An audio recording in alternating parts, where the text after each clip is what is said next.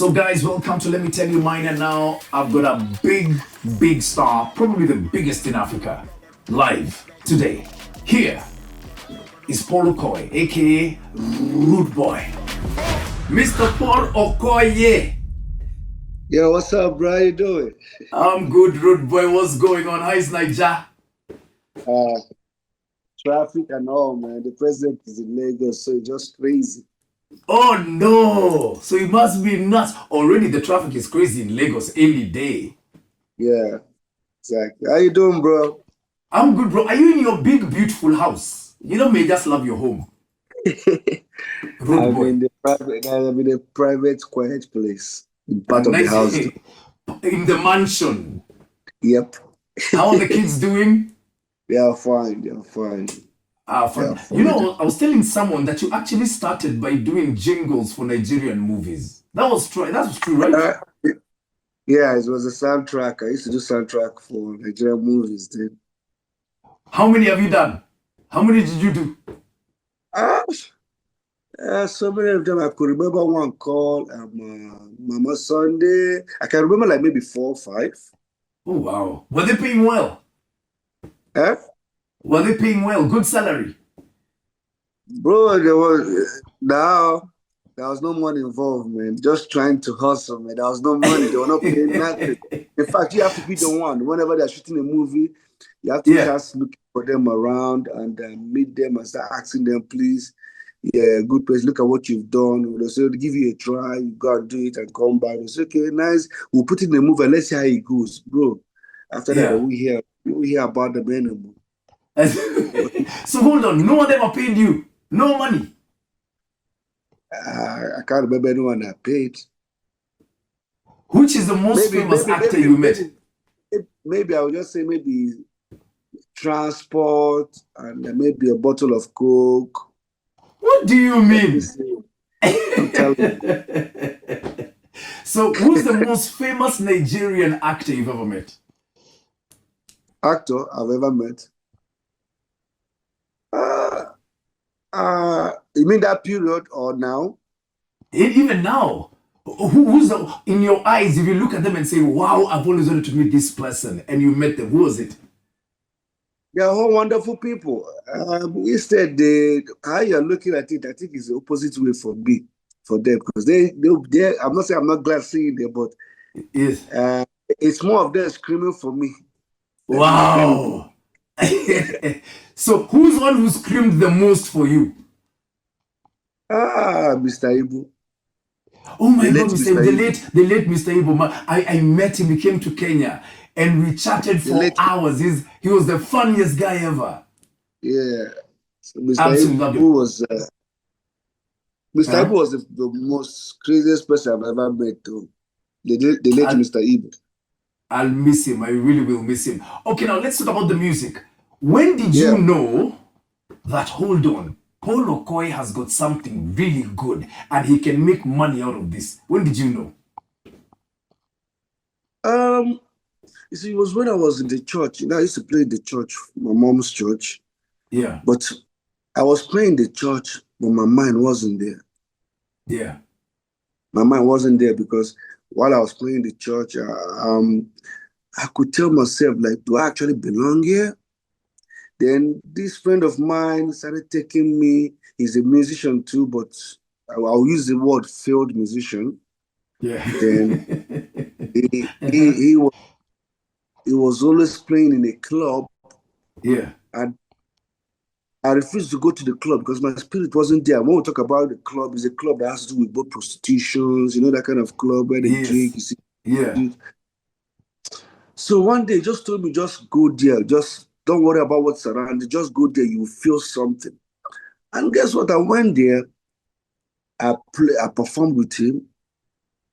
And my whole mindset changed. I'm like, okay, yeah, I'm in the church. But the love I get here is totally different from the love I get in the church. Yes.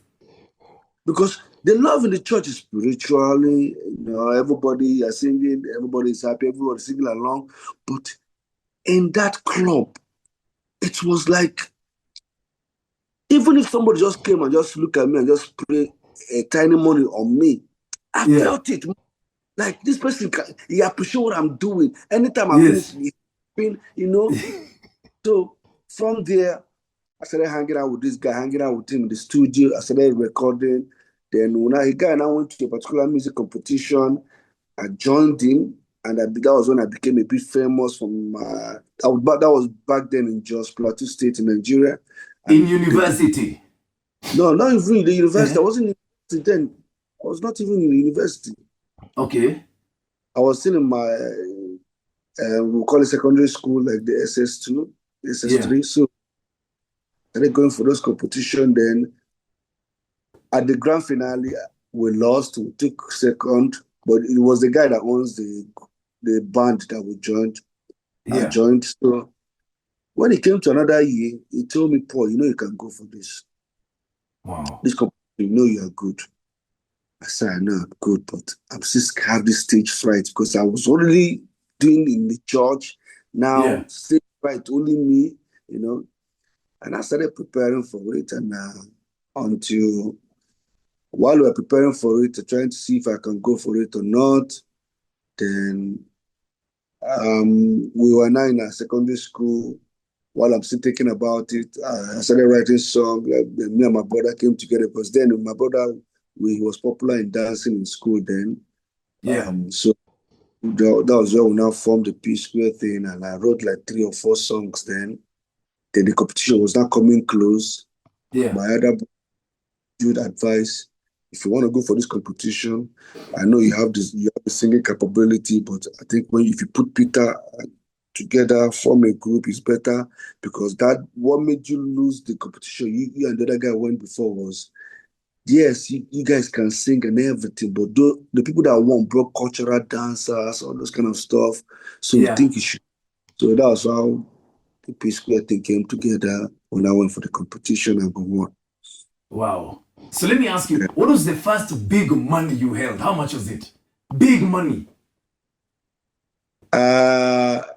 I'm not gonna lie you. The first big money I touched in my hand was the first international show we played. That was in the first international show was in Sierra Leone at the stadium. And guess what? We paid $2,500. $2,500. That was crazy. Then the money we used to pay us back home in Nigeria is now up to $200-$300. Then you're telling me $2,500 in Sierra Leone. That's you saw money. Now you become a huge superstar. I mean, you live in a beautiful house. I know your house. It's a big. I always hear at your piano. You're doing your thing. You own houses in Atlanta. I mean, you've made everything. You've been talking about this house. Let me go to that position. Take me to your house, your living room, where your piano is. Oh. You've got the most beautiful house ever. Most beautiful house ever. Ay, Paul Okoye. Oh my God. See now, see. Hey, boss, you're a superstar. Eh? Where is your piano? I need to see, where is your piano? Look at that house. Look at that house, guys. Look at that house. Oh my God. Beautiful. There you go. Now he's going to sit down there. He's opening the piano. There you go. Now that's Rudeboy. Well done. Beautiful, my God. Let me ask you, Rudeboy. I mean, you've done everything. You've collaborated with the biggest artists ever. What more do you want? Is there anything you've not done in music? I think eventually I've done everything, like you say, but I still need one thing. What? Grammys. A Grammy award. I need a Grammy award, bro. Like, you must win a Grammy award, I promise you. Yeah. So that's what I'm working on now, because I think I've eventually gotten everything I need in my life. I've done numbers. I've broken records. I've both in group and both solo. I've done a lot. So now I just want to relax and just that Grammy. and I'm gonna go. we, I'm gonna. I don't know how I'm gonna do it, but I'm gonna get it. It could be we listen. from a soundtrack, from production, from anything, but I'm gonna get it. Look, let's work on next year. Next year you're winning a Grammy. I promise you. In God's name. Amen. Amen. Amen. Amen. Now what you need to do is take me on holiday so we can really anoint that blessing. I know, we spoke about you coming to Nigeria the other time. We spoke about back again, coming to Atlanta. You disappointed. I don't know what's happening. Okay, I'll be in Atlanta next. Are you gonna? Atlanta, I think it was the when Kenya were having their crisis. I remember you Yes, told yeah, me we that. had a problem last year. Yeah, yeah, Yeah. But just like I said, just let me know. Even the one we are talking about now, I think you said I told you I wanted to come to July for my kids' birthday, yeah. my twin. So my twin babies, I wanted to come for their birthday, which is part of the plan. But when I'm coming, I'll have to leave immediately because I have a show in Mauritius. But Okay. you again, No, you you again, get come here. I'll host you. I'm going to America next month for 2 weeks. Then I'll be back. next month for 2 weeks. Okay, let me see whether I'll try and see if on my way to Mauritius, maybe stop by in Kenya for 2 days. At least we just do radio station. You just take me Yes, around yeah, and exactly. I need to take you around Nairobi. You need to go and feed the giraffes. Come and feed the like giraffes. I've seen people being in Africa and I see lions looking at them. I'm not Typical African man, afraid of a lion. And you're already a lion yourself. no, the lion I am is the lion of Judah, not the real lion of Kenya. Okay, let me ask you, Paul, what's next? I mean, I love the new song. You've got a wonderful number out. An album in the mix? What's happening?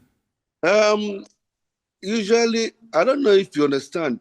You see, people, if you want to do an album, that's the way an album goes. People just think you can just wake up and say, okay, this year I'm dropping an album. I think, everybody needs to understand that the system of the music industry has changed. That's what they call, for you to drop an album, your album needs to come out before summer. Yes. People don't understand it now. It was then, anybody can drop an album anytime. But that's what they call an album. Then your album during summer, which your album kicks off from there. Yeah. We're already in summer already. The summer just started. So anybody True. that's saying he's dropping an album now, trust me. Before your album picks up, like becomes something that would say is a summer album, then Yeah. you must have lost it because other people that brought the album between February, March, April, they are being told they are the summer album. So what you can do, what I'm doing, I'm going to be dropping singles, like I just dropped Belos. Yeah. I've I dropped the love song Belos. It's Belos. a wonderful song. Most times people are asking me, what do that mean, man, Belos? I say, come on, millionaire. Belos, billionaire. I'm not a millionaire. Thank you for explaining. Even I was asking, why Belos? Now I understand. No. When I say I'm not Milo, I'm not a millionaire. Yes. Millionaires are like chocolate Milo. You know how cheap chocolate is? Yes. But when I say I'm a multi-billion, that's what I mean. You're already a billionaire, Paul. Come on now.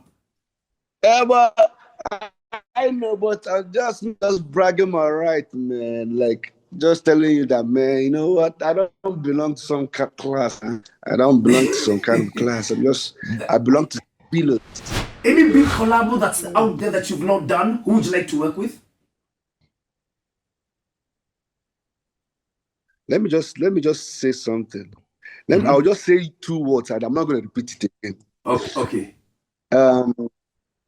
There's going to be a collabo, the biggest in East Africa, ended there. East Africa? Yes. Kenya?